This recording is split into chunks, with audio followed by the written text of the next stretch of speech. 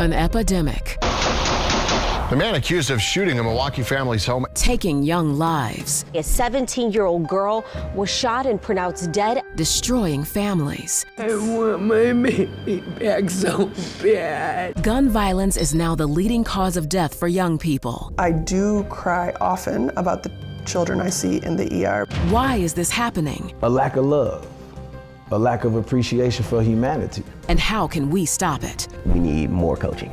We need more presence and more people to start speaking the language. Tonight, we shed light on the harsh reality families face and introduce you to those working tirelessly to disrupt the violence. A lot of kids, they just want someone to believe in them. This is a TMJ4 News special report, Beyond the Bullet.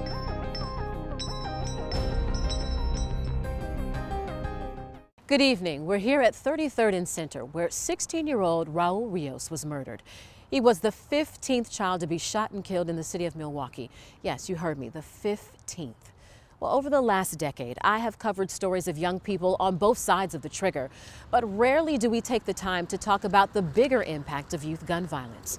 Over the next 30 minutes, we will talk to those on the front line. But tonight, we start with Raul's mother, who still calls her son's cell phone in hopes he gets the message.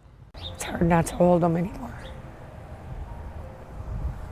Very hard not to hold him anymore. Very hard not to hear his voice. Through her tears, He was my best friend. an unbreakable bond between mother and child. He was all I had with me. It was just me and him. Celeste Cummings shares the joy her son Raul brought to her life. He was so talented.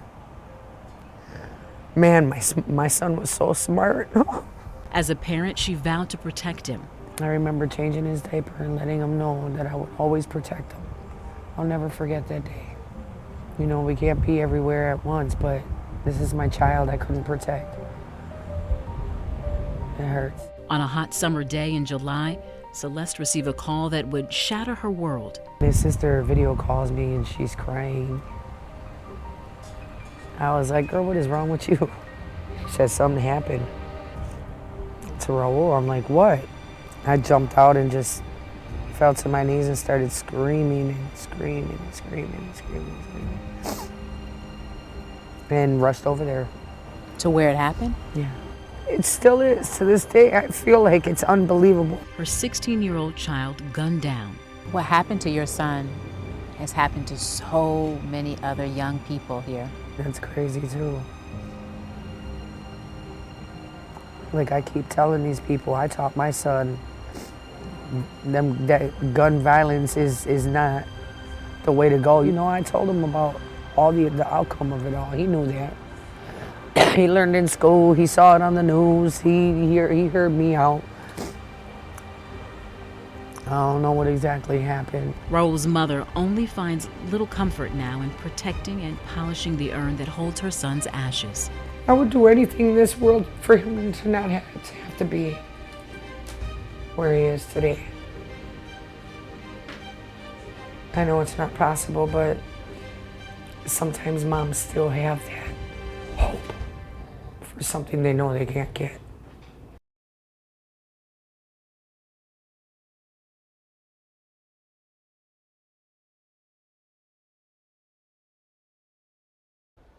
Raul is just one of these kids, 17 and under, that have been shot and killed this year so far. That is 5 fatalities less than what we saw in 2022. And with just 6 weeks left in the year, 119 children have been injured by gunfire. And as you can see, that's more than all of last year. Well, Dr. Megan Schultz is a pediatric ER doctor at Children's. She shares a little of what she has seen over the last decade. When the ER page goes off, transporting a 16-year-old male, gunshot victim. Dr. Megan Schultz never knows what to expect once she steps into the trauma bay. We are seeing, you know, the 15-year-old who thinks it's cool to have a gun and accidentally shoots himself in the leg because the gun was in the pocket. We are seeing the 2-year-old who finds grandma's gun underneath the car seat and accidentally shoots himself in the head. And then we're seeing like the sort of drive-bys. I was playing at the playground and I was shot. One thing is for sure. My job is to keep the kid alive. Alive to be reunited with their loved ones, many times watching and waiting behind this red line. We want them to see that there's so many people working on your child and doing all our best effort to save them. On any given day of the week, the number of kids admitted to Children's Wisconsin Hospital for gunshot wounds might surprise you. On average, it is 3 times a week. Injured by gunshots? Sometimes in a single 8-hour shift, I will see 2 or 3 children shot just in those 8 hours. The work Dr. Schultz admits can take a toll on her. I do cry often about the children I see in the ER, but it's not usually in the moment. It's after my job is done and I have a minute to step away. As a first responder, she is not alone. There's just so many of us who have been traumatized by seeing this gun violence and then seeing the havoc it wreaks. It weighs on so many people, and I don't... As passionate as she is about saving children, she is just as passionate about speaking out about what she believes is part of the problem, the easy access of guns. I just would like people to understand how prevalent it is. Kids are innocent. We should all be caring about all the kids.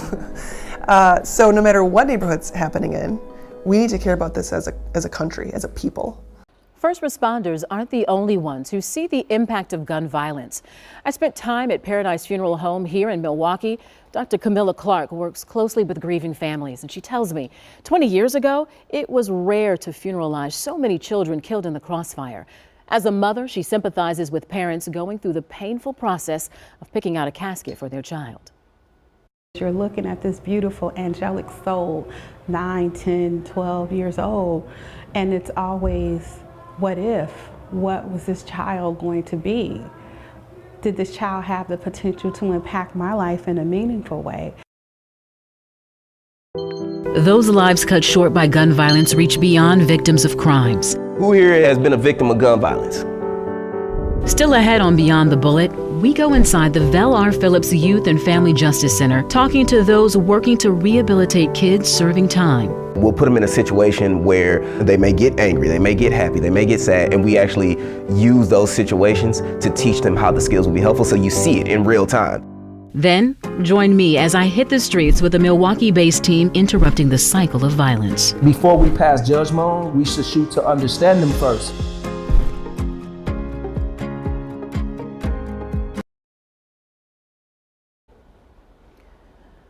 When kids in Milwaukee get caught breaking the law, they're typically sent to the youth detention center. I had the rare opportunity to talk with some of those teens serving time and learn about the resources helping them to turn their lives around. When I was on GP, I had a little anger issue and I fight a lot. When you grow up in poverty and stuff like that, that's what's hard. A harsh reality from the voices of young boys caught in a cycle of trauma. Who here has been a victim of gun violence? Those impacts felt on both sides of the gun. When I got shot, it impacted me. Practicing that opposite action, absolutely. It's a positive impact Dramel Jordan tries to have on teens serving time inside the Vel R. Phillips Juvenile and Family Justice Center. These 24 boys are part of the Milwaukee County Accountability Program, or MCAP. It's a court-ordered alternative to jail for high-risk youth and those who violate the conditions of their supervision or are repeat offenders. Who here has ever felt anger or felt confused when somebody didn't understand what they were thinking? On this day, Dramel goes over the weekly dialectical behavior therapy lesson. The best feeling for anybody who teaches and is when you see that light bulb go off in somebody's head. The Cleveland Clinic calls DBT a form of talk therapy for people who experience emotions very intensely. At MCAP, the goal is to meet youth where they're at and give them the tools they need to make better decisions once they leave. If I hear another kid giving another kid the advice that I gave them, because then you know they were listening. And they are listening. It's the 3-station mind. They're my favorite DBT skills. Reasonable mind, emotion mind, and wise mind. And emotion mind, it works with thinking of your long-term consequence. Like, that's why we just learn cope in the head to think before you do something. Each participant is in the program for up to a year. Getting through to kids in that short period of time is key, yet challenging. Are you going to be on probation when you get out? Are you going to have an advocate when you get out? Just a couple of months ago, we taught him and the person who was accused of murdering him in the same class. A devastating outcome. Just because a lot of times what we get is, well, JJ, what do I do when the gun's in my face? And we try so hard to teach them about the thousands of decisions that come before the gun ever gets into their face and how important those decisions are. Jamel says he's built trust with many of the kids by consistently showing up week after week. He hopes to use that bond to push participants to change and grow. It just feel like you always got somebody there for you. Breaking the cycle of gun violence begins on the streets. We just trying to make a connection with the community. Coming up on Beyond the Bullet, the Milwaukee team dedicated to stopping kids before it's too late. Just seeing a lot of mad young women and young men that don't know how to filter it. Then inspiration after incarceration, the Milwaukee man taking kids under his wing so that they don't make the same mistakes he did. My purpose is to help the kids, to prevent them from going down the path that leads them to, one or two places, the penitentiary or the graveyard.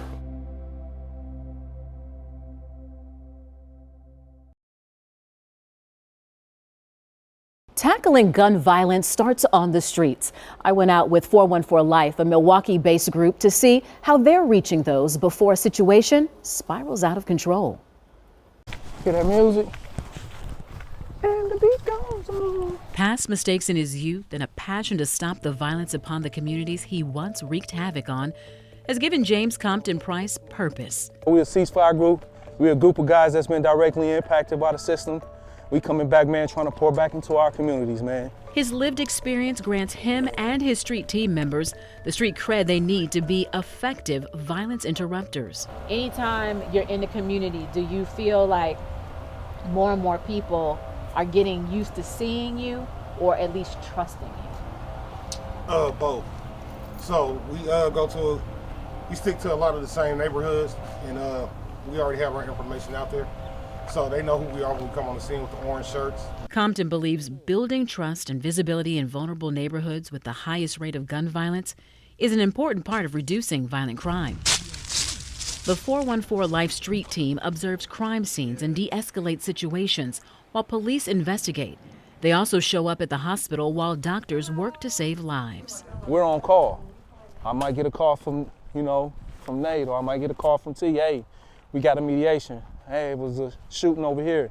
Each team member has hours of training in conflict resolution and mediation. Some days, it'd be smooth, and then some days you'll catch yourself to responding to like 3 shootings. When they aren't on the streets, there's plenty of work to do at the 414 Life's Northside headquarters. If there's more information to come out on this, like I say, I'll talk to the sisters in the hospital. Compton checks in with his supervisor, Lynn Lewis. How do you measure impact? We see the data, the data talks, but there's also that other side of seeing your hospital responders or seeing your outreach workers and your violent interrupters doing those mediations, sometimes 24 hours. That's the stuff you can't count. You can't, count with data, right?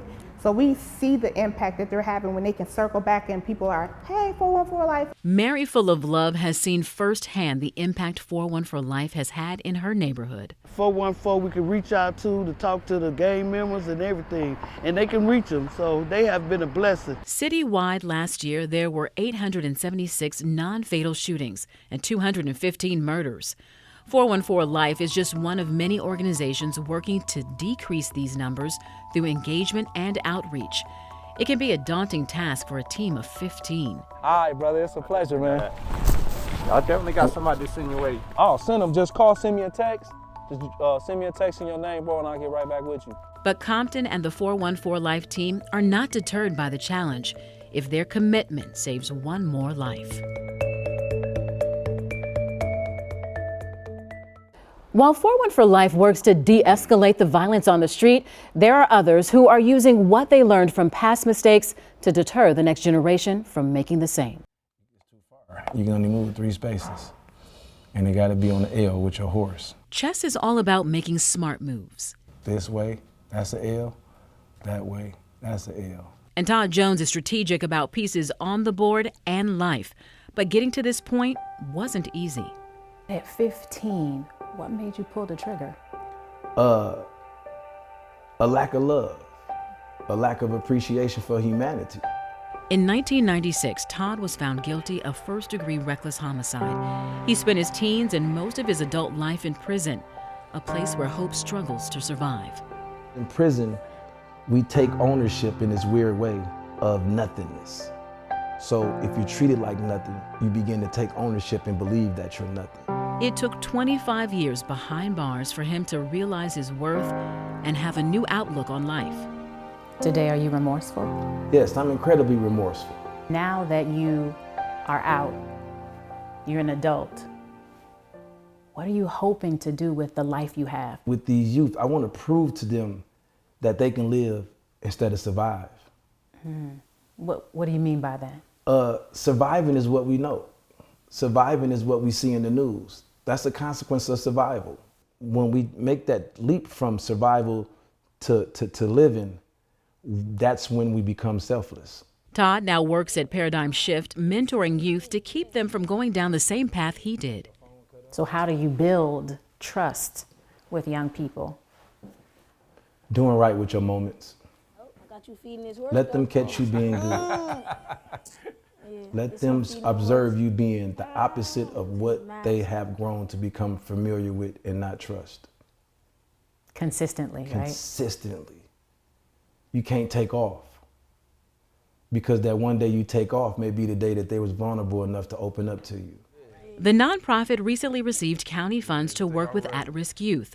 The goal is to stop youngsters from stepping before a judge, or worse, becoming repeat offenders. A smile of fear. A smile of fear. Bro. Nick is one of the kids he hopes to turn around. It's not that easy to talk to kids that look like me and talk about your parent not being around. The only way that works for me is to just be truthful about the situation. And that's hard for even a mentor. A mentor who knows firsthand what it feels like to hold a loaded gun. Now, at 42, Todd says accountability has been his anchor. That's what made me become a better human being, not just a mentor. It's having people around me, whether it's my pastor, whether it's my fiance, or just people around me that just keeps me grounded. If I go forward, any way you can take a piece. Todd's next move hopes to be his best move, thanks to a second chance with Paradigm Shift. These guys gave me a shot to be the person that I always wanted to be.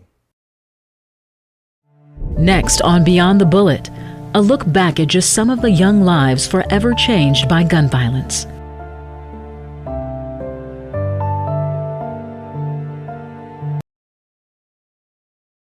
Tonight, we introduced you to a grieving mother, a doctor, and those working to rehabilitate our youth. Now, I want to leave you with the faces of precious lives taken too soon and those who have survived gun violence.